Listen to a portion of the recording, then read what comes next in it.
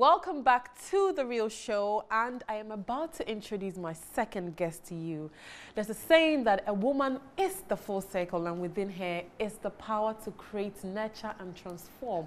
My next guest is nothing short of this. Let's watch this video. We'll be back. Mentorship is a relationship in which a more experienced or more knowledgeable person helps to guide a less experienced or less knowledgeable person in any field of endeavor.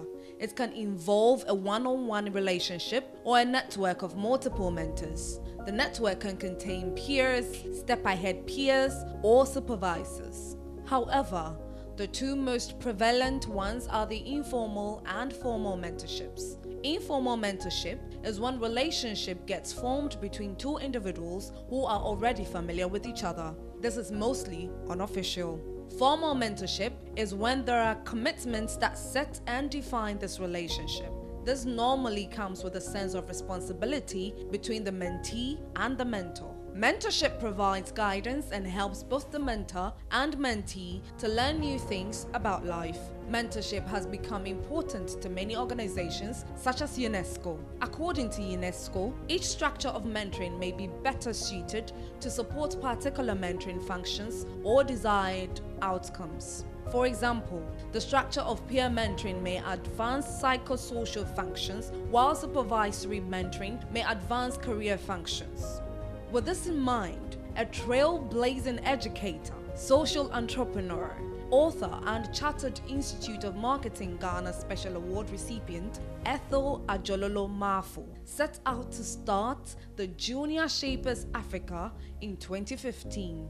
With over 6,000 African boys benefiting, JSA supports boys through mentors and coaches using innovative learning platforms to address silent struggles, discover their God-given purpose, as well as inspire boys to become gender equality champions. Passionate at what she does, Ethel is currently pursuing a master's degree in educational leadership and innovation. She is married and blessed with 3 beautiful girls. We welcome Ethel to The Real Show studios. Welcome, and thank you so much for joining us tonight. You look amazing, actually. You look amazing too. Thank you for having me. Thank you for joining us. And I must say, it's quite encouraging to see something for boys. We usually hear something for girls, something for girls, something for girls all the time. And you being a woman and having 3 kids, you've decided to mentor men. Why that? What motivated that? Okay, so once upon a time, I was in the corporate world, like, you know, everybody after school, you know, you want to you know, discover yourself, you know, professionally. So I was in the PR and marketing space for over 15 years. And then when the kids started coming, I was in school, combining school and birthing, you know, so I had to make a decision to put down the professional side for a bit. It was a personal decision. Okay. And so I had to think outside the box to find a business that could keep me going whilst nurturing my kids. So what came to me then was a niche salon for kids. So that's why I started discovering boys and girls, their behavior patterns, you know. So I had a mini library in the salon. And when the girls came there, they would read. You don't have to, you know, tell a girl to read. She'll take a book and read. But the boys were very laid back when it comes to reading, and, you know, and very destructive. So I was very concerned about the boys. I realized there was a deficit when it comes to the way we raise boys. We allow them to be. Yeah. And so I tried to discipline a particular boy, and the mother just said it, oh, boys will be boys. Just leave him. He'll be fine. He'll grow out of it. And I said, me, Ethel, I think I want to change the narrative. I dare to be different, you know. So that's how the vision started. And around that time, that was in 2015, I used to hear a lot about Sakawa, boys in Kaswa, boys in Medina, Shaman, involved in fraud. And so I used to have nightmares about these things happening in the country. So that's how it started. My concern for boys, and divorce rates as well was soaring higher and higher, still soaring. It's like men are not intentionally groomed or prepared for manhood and marriage. Men's emotional needs or boys' emotional needs are not really intentionally catered for. So this is where I stand, that you see, if we want that head of the house, that daddy who is total in his well-being, you know, who we expect so much from, society must start paying attention to their needs. So that's how it all started. Oh, that's amazing. I've never really thought about it this way. You know how there's always some sort of preparation a woman has to go through before marriage, but we do not have anything of the sort. We are always drumming it into the woman. Hey, when you marry, but the boy never hears, when you marry, you're supposed to do this or that. Yes. Wow, I thank God he started this. Now I know my kids will have better men in the future. Exactly. So then, and I also know you're an author. So what tell us about this. Boys to Men Voyage, right? Exactly. Tell us about this. Yeah, so Boys to Men Voyage is goal-setting handbook. I realized that when you're raising boys, they need motivation. Girls are self-motivated. I have 3 daughters myself. They're ambitious just by looking at their mommy. They want to be like you or even more. But boys, it takes a bit more. And most boys that I meet don't have that positive masculine guidance in their homes. I work with boys from all demographics, but especially from Jamestown. Boys there are not boys who have fatherly presence in their home. They lack it. And so with such boys, you need structure to train them. So that's what brought about this book. So it's a goal-setting handbook. We set goals in around 10 essential areas of life. So we have spiritual goals, academic goals, community service goals, even self-love goal, how to love yourself as a young boy growing up, because most men who maltreat women don't love themselves enough. And so they take it out on their fellow human beings or a woman. Okay, so this book is a goal-setting book, and at the end of the day, you show accountability by entering into a competition, which is called the Boys to Men Voyage Goal-Getter Champion. Exactly. So it's not a book that you just pick and read, but it's very result-oriented. So I made this book so that fathers can buy this book for my boys at Jamestown. The boys at Jamestown don't have any support, so I want 100 kind fathers to purchase these books for 100 boys in Jamestown. And regular parents who also have boys in their homes should also buy this book. I offer a free masterclass for every boy who owns a copy of the book, because I don't believe in just buying a book for a child and just leaving him to it. I want to train them or guide them, coach them on how to make this book so impactful to their lives. Yes, so basically it's a book that guides boys on their goals. If a boy is goal-oriented, half the work is done, you know. So I encourage every parent to invest in this book. We need 100 fathers to donate money for 100 books for the boys in Jamestown, so that they can also receive some sort of inspiration and mentorship to become better men. And I can see you have some inspiring father figures here as well. Yes. For them to look, this book is exciting, like, wow. Yeah. How to plan your week, give you a sense of, time management. Exactly. It's all about values, goals, inspiration for the boy child, So we mustn't leave our boys behind. We invest in so much in the girls, but we forget that our girls will one day work with male colleagues. They'll marry, So it's important that the other half is also catered for. Yes. No wonder you're called the boys' doctor, though. Boys' doctor Ethel. I had to mention that one here. The boys' doctor Ethel. So do you say that together or just the boys' doctor? Because I see it always together boys' with the doctor Ethel. Yes, that's my pen name. Oh, okay. Yes. That is amazing. Yeah.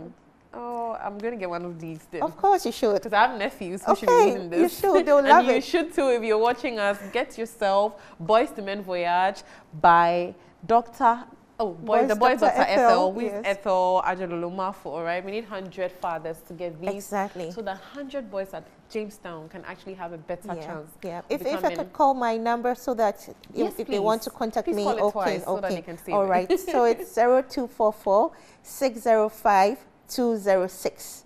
0244 605 206. If you want 0244 605 206. So it's 100 CDs for a book. Okay. It comes with coaching.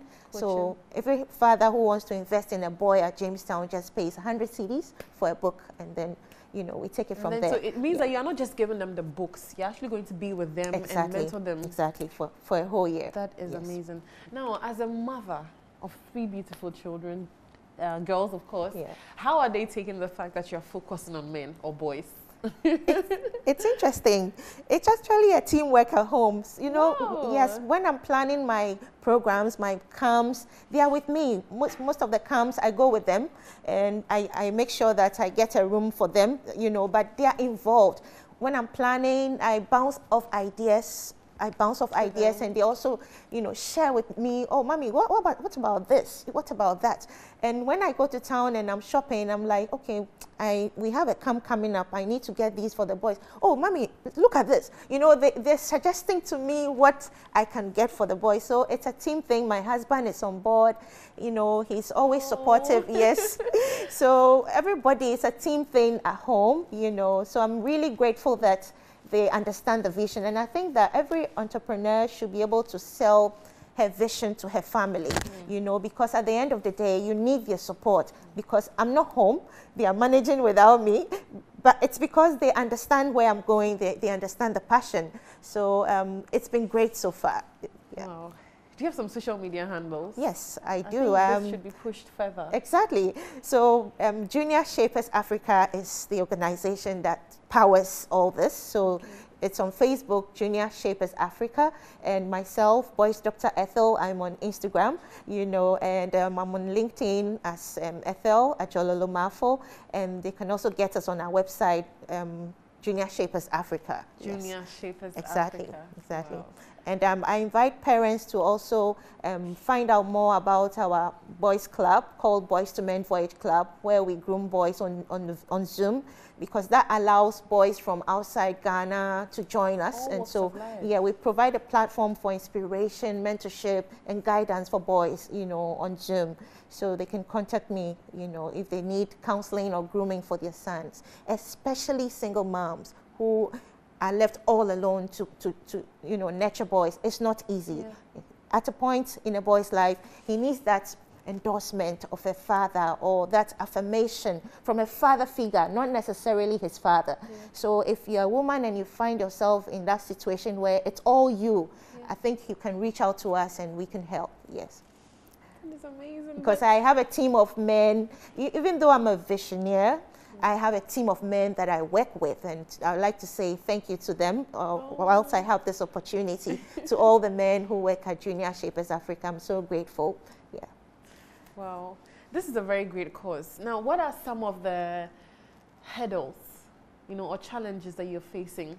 Okay, so the hurdles are, because we used to empowering girls. So initially when I enter corporate organizations and I'm seeking for sponsorship, it's quite, difficult to convince them, even though the situation or the challenges of we neglecting boys are glaring. Armed robbery. Recently you heard about the Adjorlolo incident. Yeah. A woman would not take a gun and shoot. It's always the other side. The crime rate is always higher on the other side, the male side, so it's there. We can all see the challenges, but we behave as if it's normal. So it's hard convincing, but I think gradually it's sinking in. So it's about selling the concept. That's what I've had most difficulty, and also funding. Like I told you, most of the time the funding goes to girls, girls projects. So when you're trying to convince, it's a bit hard. But that's why I came out with this thoughtful project of, authoring a book, a very useful and relevant book. So I'm hoping that this will also champion our agenda financially. Yes, yes. Wow. But have you been able to get into contact or cooperate with some educational institutions, like maybe senior highs, so that you can have the clubs from there as well. Yes. So this book has given us the, you know, encouragement to do that. So that's what we're working on currently. Yes. Okay, Yes. So that we'll be in most of the schools so that the message will go further. You know, now we have a material to guide the boys, and so it'll be more easier teaching in the schools. Yes. But do you have counseling sessions? Because I know you're targeting like less privileged areas, just like Jamestown. But you know, most of the time, the perceptions they have, even to open up and learn something new or come together and realize maybe one or two things they already know may not be right, it's quite hard, you know. So how are you able to reach out to those areas? Yeah, so with those areas, for instance, you pick somebody in the neighborhood that they look up to, an opinion leader, somebody who has distinguished himself a bit. So for instance, at Jamestown, I have this gentleman called Aite. Hi, Aite. I'm sure he's watching. Yes. So he's somebody who at least went to school up to JSS level, and he's been around. He's always supporting politicians, and so he's kind of a little bit exposed. Exactly. So he's my main man there. So when I go there, he mobilizes them and he passes on some of the information. We try to groom him ourselves, and so he does most of the work. You must find somebody they identify with. When you're entering a community, you don't just go and impose yourself on them. You must find somebody there who connects with them. Yes. So that's how it's worked for us. Yes. I'm glad that it's not, you know, because usually people would reach out to maybe the MP or the assemblyman, and half of these people barely even see the kids. Exactly. And the bureaucracy, you know, they'll frustrate you, you know, and it's unfortunate. You see an MP or an assemblyman, you want to just help the community, and they rather sometimes disgracefully want money from you. You know, I wanted to help a village in the central region, and then someone said, oh, I should go and see the MP. So I went to Parliament countless times. Finally, I saw the MP, and the MP is like, oh, so what are you bringing on board? Are you bringing some money? And I'm like, oh, I want to help your village children to understand goal setting, how to set goals. I just want to, especially those going to write BEC, we want to position them so they can, the pass rate will be better. And he's asking for, you know, and I'm like, oh my God, we have a long way to go. A very long way. It's really hard. And it's sad that the people that should be doing this aren't doing, others are doing it, and they're not even supporting. They're expecting money before. But I really hope that things get better. Sure. I'm encouraged because we started 6 years ago, and it's growing, you know, by the year. And so I'm encouraged that within maybe a decade, we would have made bigger impact, you know. Yeah, but what are some of the changes you're seeing so far, or some of the positive things that are encouraging you to keep going on this path? Okay, so testimonials from parents. So, you know, we hear parents say that, oh, I can see a remarkable improvement in my son. He's more organized now. He understands what values are. My son was nominated for class prefect because they've seen some maturity in him. Or my son stood for prefectship, and because of some of the things you taught him about ethical leadership, about values in his manifesto, those were the things he espoused, and his classmates voted for him. So we provide the boys with that maturity, you know, and so they're more respected among their peers, you know, and every boy who comes to our program is trained to be an ambassador. So you don't come to us and go back to your community. Your community, we always tell them, your community is your classroom, your house, your church. You know, anywhere you find yourself, you must stand out with your values, with your leadership, ethical leadership. You must always think about the next person. How would this person feel about what I'm doing? You know, so these are things that we don't get taught in the classroom. So that's what we provide. We are that complementary educational service. You know, we are like that supplement, that vitamins that you need in your life, you know, those little things that matter.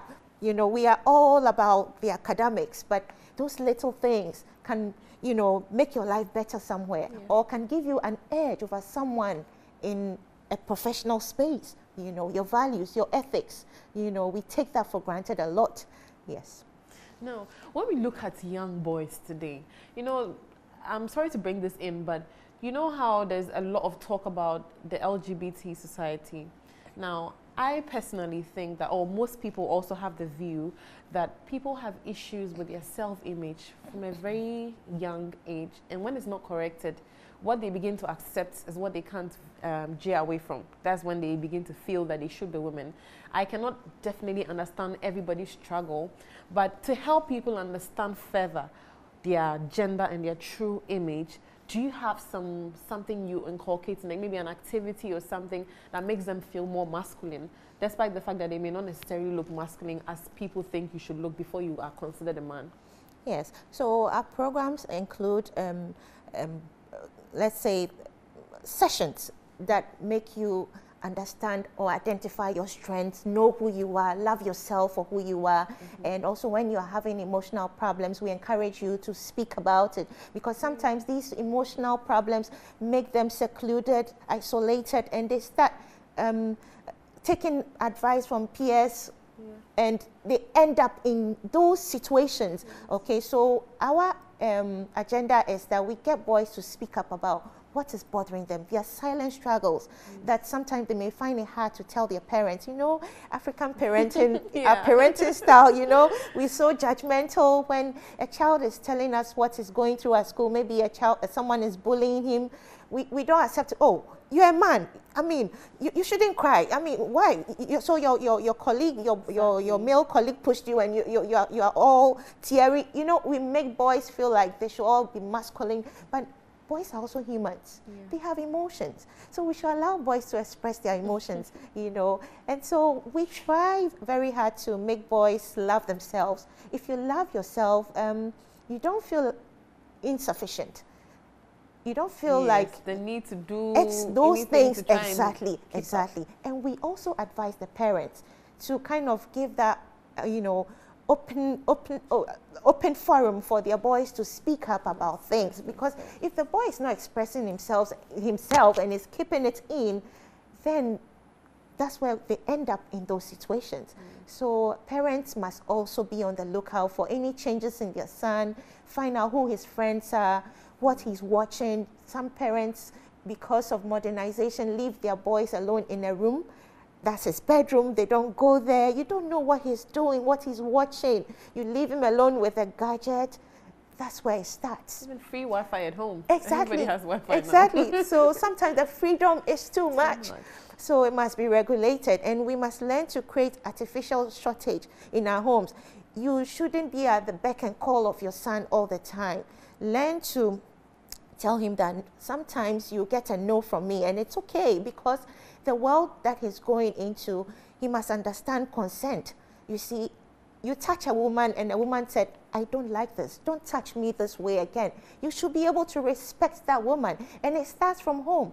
If your mother tells you, hey, no, don't do this. Don't touch me this way. Don't touch your sister that way. That's how he'll carry himself out there, you know. So the parenting aspect is very, very important, you know, as far as that issue of boys not knowing their identity. It all has to do with parenting. Wow. You know, when we were growing up, there was something called Ketsi for boys and girls, but I'm sure, as usual, the men barely read it. It was usually the girls that were reading it. So for that, do you have something also to teach them with the grooming, and do you work with counselors as well? Yes, we do work with coaches who are, you know, who have everything. It's like a whole package. We have a curriculum that we follow, a model. So, you know, we have first term, second term, third term. Wow, you know, I'm glad you're mentioning now. People can understand the depth to which exactly. you go. So the first term, all we do is making the children understand values. You know, what are values? Why should you even have values as a human being? You know, then the second term is about leadership and goal setting. The third term is about entrepreneurship. Men or boys will end up being fathers one day. We want fathers to understand what it takes to be the head, financially providing, so that when you lose your job, you can think on your feet. You know, today we have women, look at Helen. I loved her hair so much. Yes, so we have women who are thinking on their feet and getting things done. We want men also to also have that entrepreneurial, you know, ambition as well, so that when you have a wife who is so ambitious, you also have it in you. So it's normal. You support each other. But in this case, right now, in some homes, some men don't get it. Okay? So we want the future men to get it. That's why we teach them about entrepreneurship, craft mastery, what else you can do beyond academics as a young man growing up. So that when you finish school, and you know, when girls don't have work to do, most of them remember, maybe mommy used to make shito, and I used to watch mommy make shito. I would just make shito and sell at uni. Yes. But boys, you know, I mean, yeah. I get that. So we want to put that thing in their minds that, hey, make use of your hands. So our third term is used for that. So it's a full circle, you know, exactly. For instance, tomorrow, no, Sunday, we have our Zoom sessions on Sunday. Sunday, we have a couple coming to talk to them about the relevance of a healthy marriage, so that as young as they are, they know what a healthy marriage looks like. So the couple are coming together. They're a fun couple. I don't know if you know, Adjorlolo and the wife. So they're a fun couple. They're a very progressive couple coming to talk to them. You know, you will think that they are children, but it will stick in their minds. I remember what this couple came to tell us. I think that I would also want my marriage to be like this. I would like to support my wife in this way, you know. So we give them scenarios that they will never remember. They will never forget. Sorry. Yeah. Yes. Because they're very young, and you know, childhood memories like that really stick with you throughout life. Exactly. That is amazing. I would want you to hold that thought. We will continue this conversation, but we'll be back. Stick with me. Welcome back. And as we were saying, sometimes you have people coming together, couples coming on your Zoom sessions to let them know how, or picture, even at that young age, how a healthy couple looks like and acts and relate and support each other. And I think that's amazing, because most of our boys think that all they see, the only time they see their father as a father figure is maybe when he's shouting at mommy or saying, hey, go to the kitchen, can I have my food? That's when he's mommy, he's daddy, and mommy is mommy, you know? We don't really understand the fact that it's a couple thing, I mean, for a reason. The other person's your better half for a reason. You work together and all that. So I think that's amazing. But before you go, can you give us your number and social media handles again, and then some parting words? Okay. Thank you so much, Metro TV, for this opportunity. The real show is the it, you know. You heard. So my number is 0244 605 206. 0244 605 206. Yes, and Junior Shapers Africa can be found on Facebook, Instagram, and on my website, Junior Shapers Africa. Then Boys Dr. Ethel is on Instagram. Let's connect. Yeah, let's talk about our boys. Very important. Yeah, so my parting words will be that as a parent of a boy child, if you want your peace of mind in future, I think that you should invest now, because you don't want a situation whereby your boy is grown up as a man, but still behaves and thinks like a boy. You have to always be solving his problems for him just because you didn't invest right in his personal development. I'm very big on personal development for boys, because the girls get it now, but the boys are still struggling, you know, to find themselves. So I think every parent who has a boy child should invest beyond academics for their boys. They should invest also in personal development. It's as important as their daily nutrition. So they should invest, and they should buy the Boys to Men Voyage book. It will make it even more easier to nurture their boys. Thank you. So do invest in your boys, because it's as important as their nutrition. Thank you so much. It's good to know that there's somebody paying attention to the boys and how they will grow up to become.